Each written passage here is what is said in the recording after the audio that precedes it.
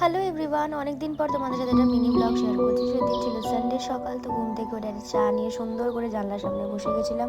ব্রেকফাস্টে গেছিলাম ওটস আর ডিম সেদ্ধ, আর সেদিনকে ছিল মাটন।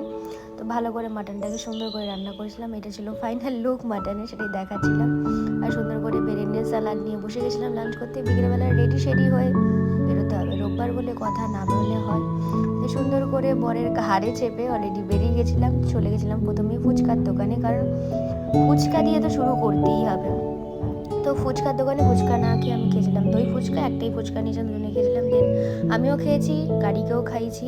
গাড়িকে খাই সোজা উড়িয়ে নিয়ে চলে গেছিলাম আমরা আমাদের ডেস্টিনেশনে। সেটা কোথায় দেখলেই বুঝতে পারবে, সেই চায়ের আড্ডায়। আমরা এখানেই বেশিরভাগ টাইম স্পেন্ড করি। একটা চা নিয়েছিলাম আর আমি নিয়েছিলাম কফি, চাটাও নিয়েছে, কফিটা আমি খাচ্ছিলাম। আর শুধু চা কফি দিয়ে তো হবে না, স্যান্ডউইচ নিয়েছিলাম, তো স্যান্ডউইচ নিয়ে রুটি নিলাম, রুটি নিয়ে সোজা বাড়ি চলে এসেছিলাম। এই